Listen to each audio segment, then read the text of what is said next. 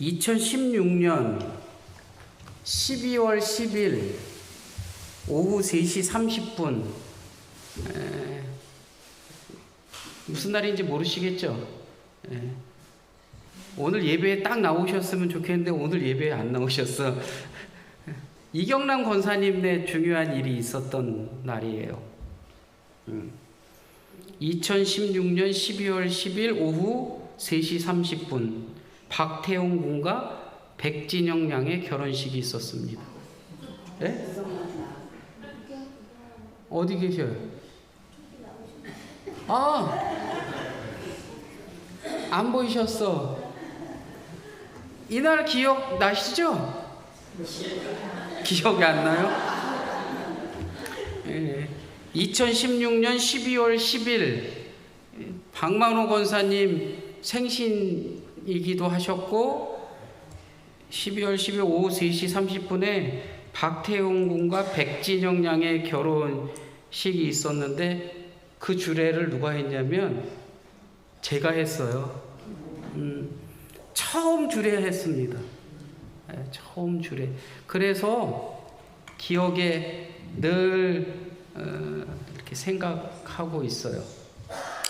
왜냐하면 첫 주례였기 때문이에요. 아직 두 번째 주례는 못했고요.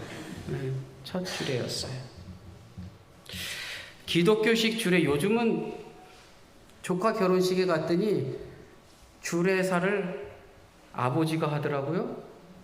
그래서 아버지가 주례사가 아니라 아버지가 성원 선언문을 낭독을 하고 그 사돈네는 뭐 하고 예식이 약간 예식 아닌 듯한 걸로 하고 있던데 기독교 주례는 그 두 사람이 그 언약 관계 앞에 서는 것을 돕는 거라서 굉장히 중요하게 여겨요.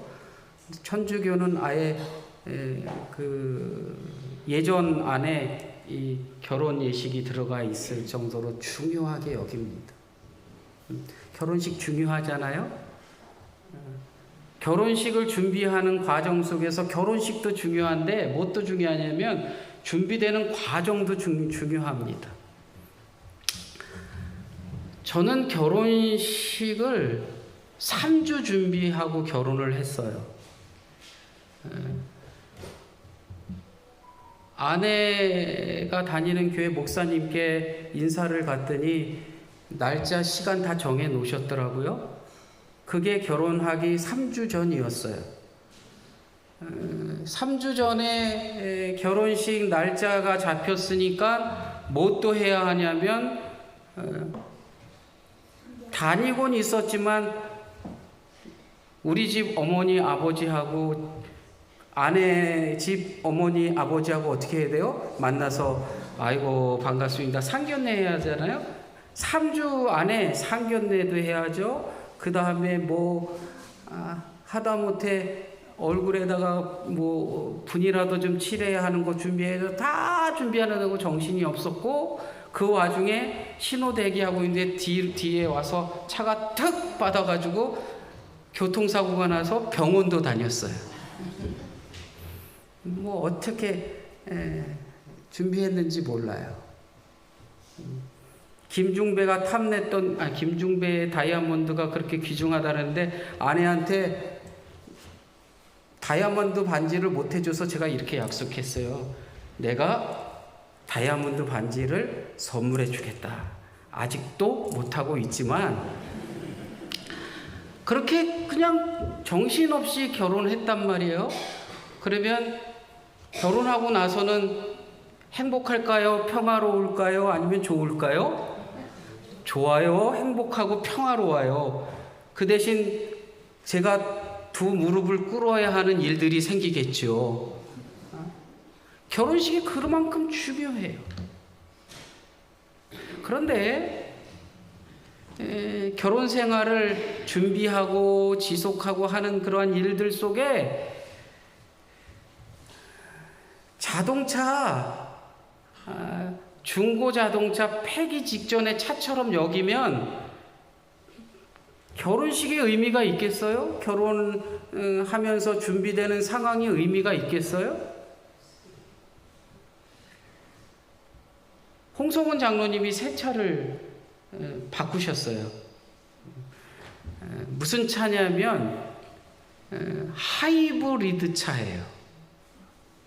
하이브리드 차가 뭐냐면 휘발유와 전기가 함께 있는 거예요. 그래서 차가 어느 일정 속도 밑으로 다니면서 이렇게 있을 때는 뭐로 가냐면 전기로 가고, 고속으로 어디 먼 데를 가려고 치면은 휘발유를 사용해서 쓰는 차가 하이브리드예요.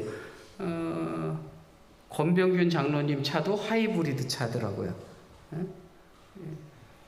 그런데 이 차가 비싸고 차가 좋을수록 기능을 어떻게 해야 돼요?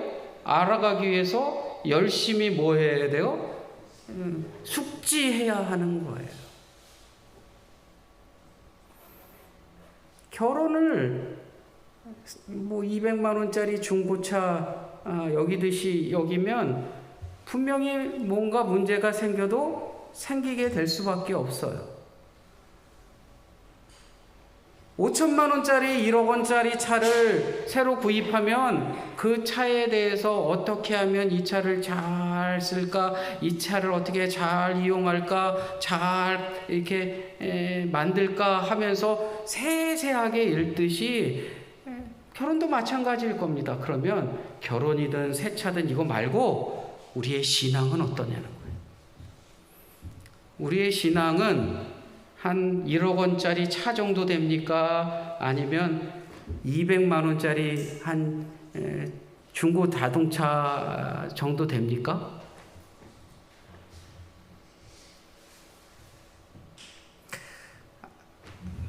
희원이랑 이렇게 운전을 하고 어디를 가야지 이렇게 하는데 앞에 큰 차가 한 대 있더라고요. 우리나라에서 최고로 치는 경차가 딱 있었어요.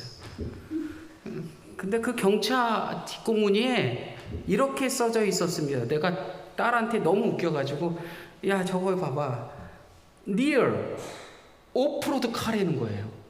야, 오프로드라는 게 뭐냐면 비포장도로 된 뭐 산악지형 이런 데 막 달리는 차거든요. 그게 오프로드 차인데 우리나라 최고의 경차라는 모닝 뒤에다가 near 오프로드 카래요. 100m 갈 수 있겠어요?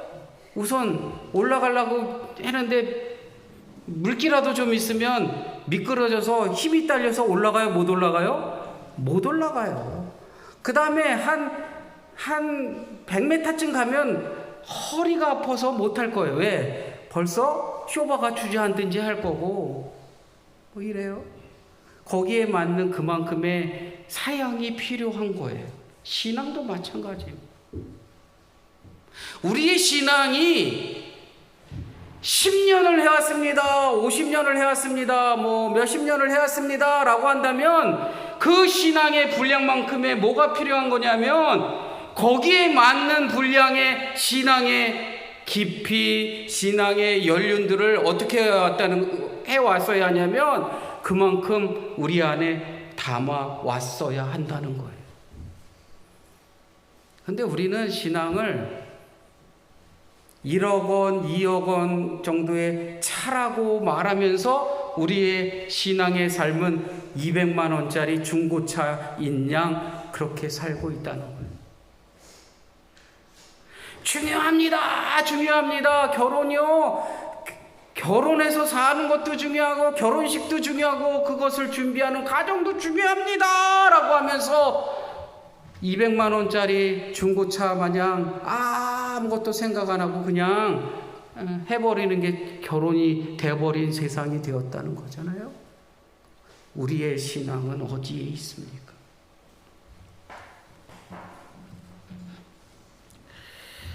사랑하는 성도 여러분, 신앙의 길은 단순히 교회 다니는 습관이나 종교적 활동에 머무르는 것이 아닙니다. 오늘 성경은 길잖아요. 본문이 굉장히 길어요.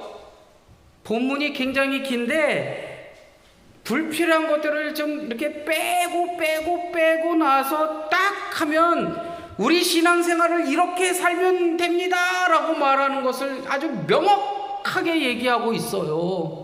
그게 뭐냐면 우리가 은혜를 소망하고 거룩한 삶을 추구하고 경외심을 가지고 하나님을 섬기고 서로 뜨겁게 사랑하고 순수한 영적 젖을 갈망하며 믿음의 여정을 가서 그 믿음의 여정 속에 내 믿음의 분량이 그만큼 필요한 분량으로 채워지고 그러한 삶을 통해서 진정 믿음의 사람으로 하나님을 기쁘시게 하는 사람으로 하나님을 기쁘시게 하는 교회로 그렇게 살 수 있음을 말하고 있다는 거예요.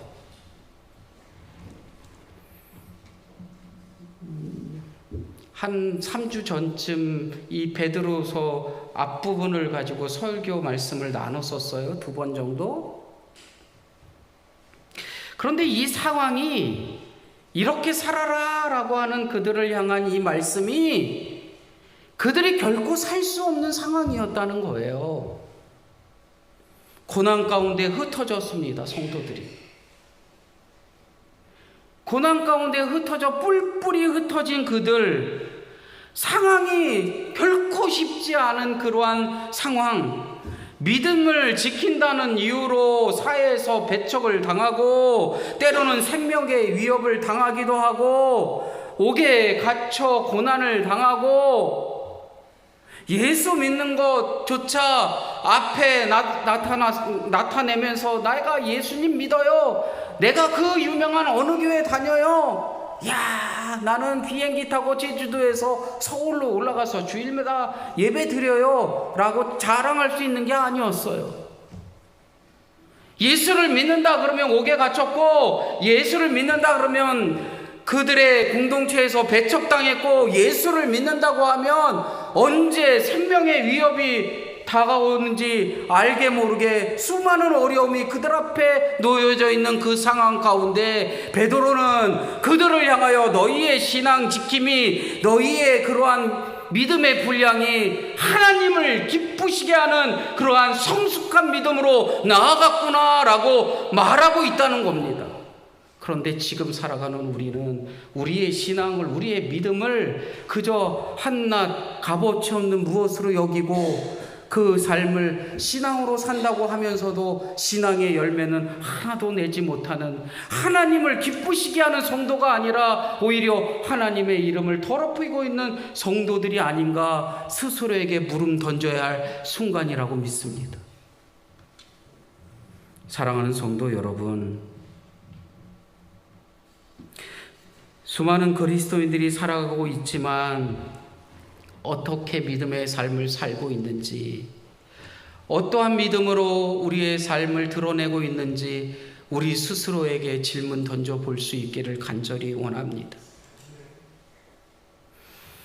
오프로드 차량이 거기에 맞는 사양으로 거기에 맞춰 잘 세밀히 배우고 익혀야 그 험한 산길을 올라갈 수 있는 것처럼 우리의 신앙도 마찬가지일 줄로 믿습니다.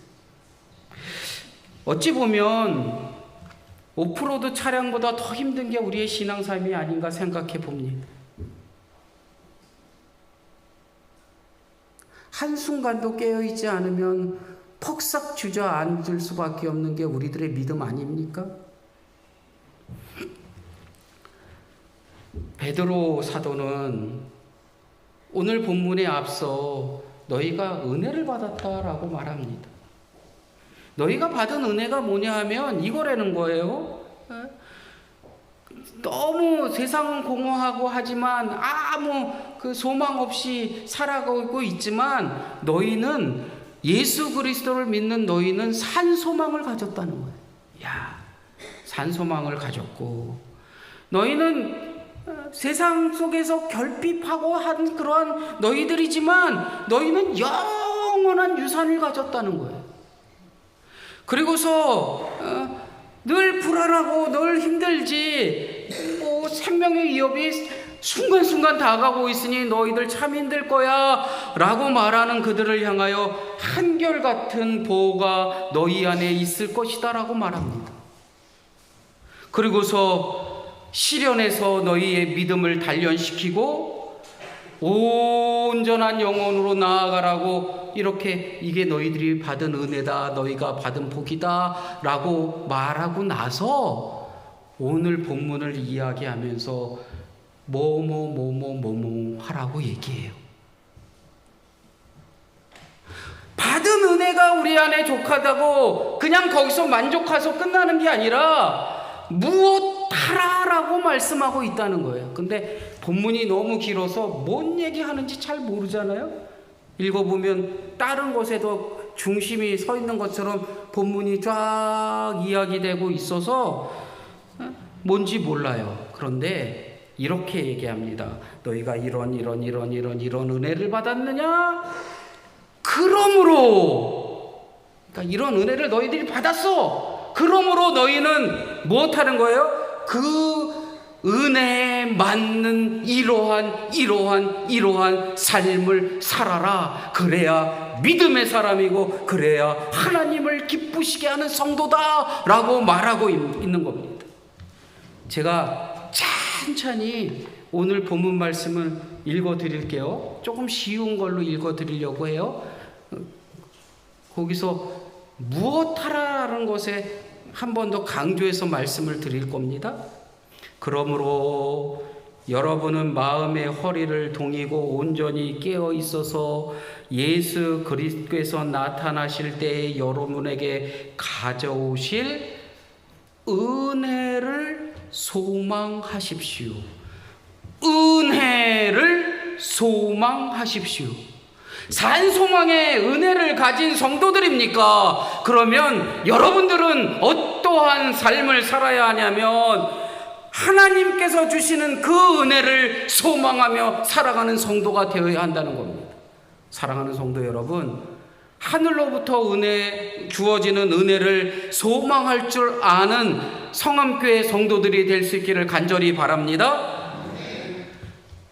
그 다음 절에 이렇게 말합니다. 순종하는 자녀로서 여러분의 무지 속에서 전에 따랐던 욕망을 따르지 말고 여러분을 불러주실 그 거룩한 분을 따라 여러분 자신을 모든 행실에서 거룩하여 지십시오. 뭐 하래요? 거룩해지래요.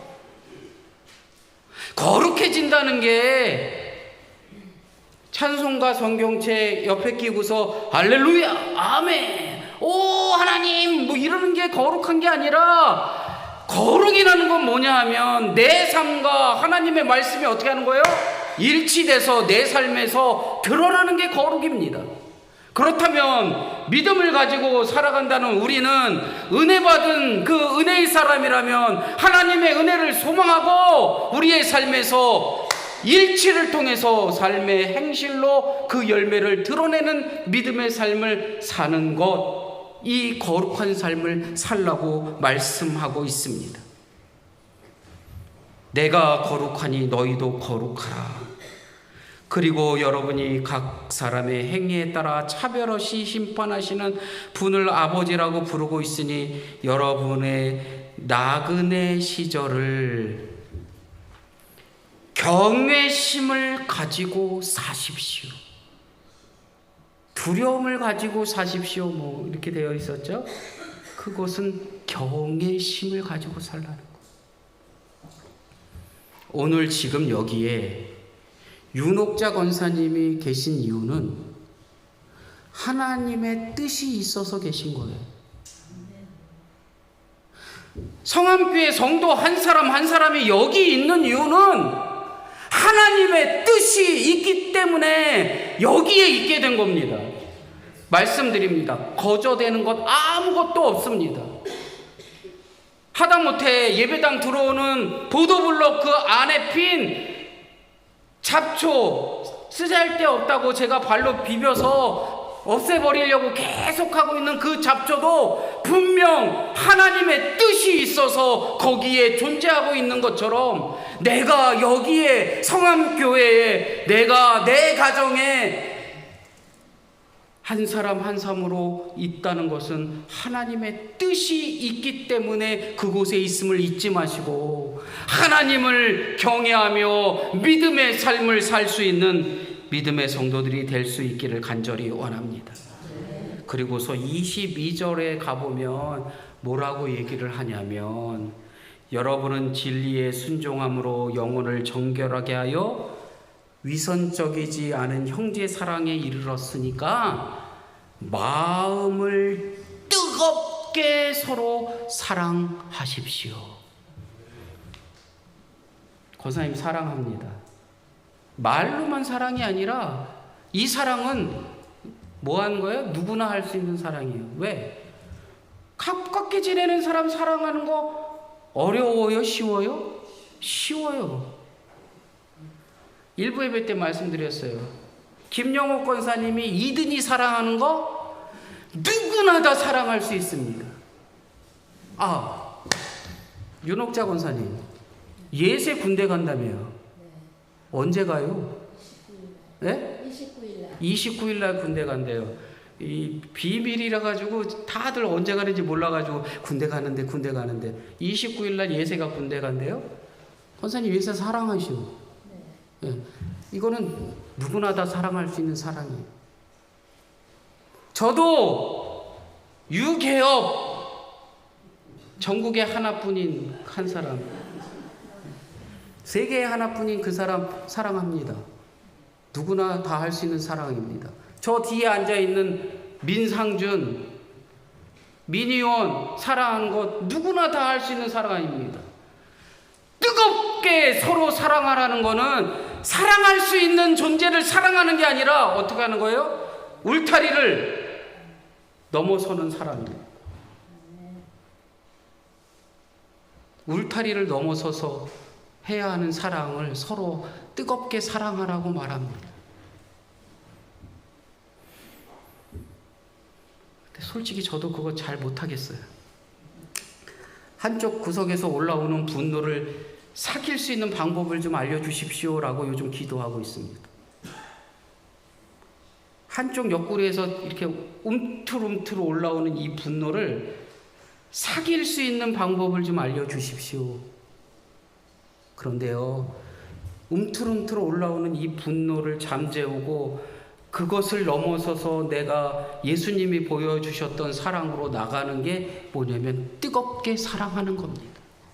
사랑하는 성도 여러분, 우리의 울타리를 넘어설 수 있기를 원합니다. 내 가정을 넘어서고 내 교회를 넘어서서 진정 하나님의 사랑을 필요로 하는 이들을 향하여 뜨겁게 사랑할 수 있는 그러한 믿음의 성도들이 되기를 간절히 원합니다.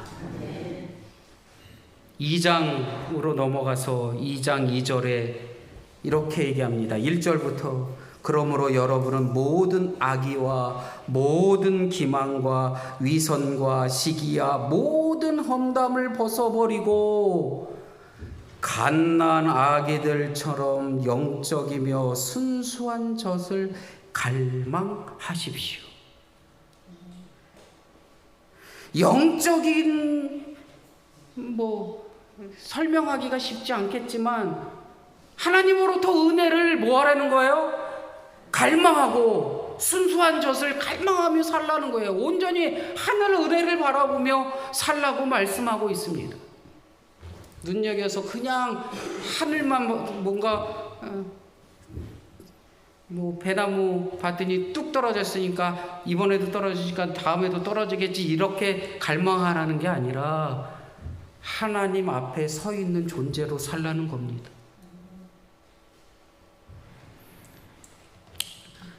사랑하는 성도 여러분, 그리스도에 거하는 믿음의 사람이십니까? 그렇다면 그러므로 새로운 삶의 방식으로 나아갈 수 있는 믿음의 성도들이 되기를 원합니다. 그러하기 위해서 은혜를 소망하십시오. 모든 행실에서 거룩해지십시오. 경외심을 가지며 사십시오. 뜨겁게 서로 사랑하십시오. 영적으로 순수한 것을 갈망하며 사십시오. 이것은 내가 하나님 앞에 서 있는 존재이다라는 것을 잊지 않고 살아가는 사람들입니다. 그러한 사람들이 하나님을 기쁘시게 하는 성도가 될 수 있는 것이고, 그러한 사람들이 모인 곳이 하나님을 기쁘시게 하는 교회가 될 줄로 믿습니다. 우리 성암교회는, 우리 성암교회 성도들은 하나님을 기쁘시게 하는 성도들이고 하나님을 기쁘시게 하는 교회인 줄로 믿습니다. 은혜를 소망하여 깨어있어 모든 행실에 거룩하고 하나님을 경외하며 서로 뜨겁게 사랑함으로 하나님 은혜 안에 하나님을 바라보며 하나님 앞에 서 있는 존재로 살아갈 수 있는 믿음의 성도들이 되기를 간절히 원합니다. 다시 한번 강조하여 말씀드립니다. 사랑하는 성암 가족 여러분, 오늘 우리의 신앙은 머리로만 아는 지식이 아니라 삶으로 드러낼 수 있는 그러한 신앙이 되기를 간절히 원합니다. 은혜를 소망하는 눈빛으로, 거룩한 행실로, 하나님을 향한 경외심으로, 서로를 향한 뜨거운 사랑으로 말씀을 사모하며 갈망하는 믿음의 사람들이 하나님 앞에 서 있는 존재로 우리가 살아갈 때에 우리 성암교회는 하나님을 기쁘시게 하는 교회일 줄로 믿습니다. 우리 성암교회 성도들이 진정 하나님을 기쁘시게 하는 성도들인 줄로 믿습니다. 진정 성암의 가족들이 하나님을 기쁘시게 하는 성숙한 믿음으로 나아가 하나님 앞에 서 있는 존재들이 여기 이렇게 모여 예배하는구나 라는 그러한 하나님의 웃음 품은 소리가 우리 한 사람 한 사람에게 귀하게 들려질 수 있기를 간절히 축원합니다.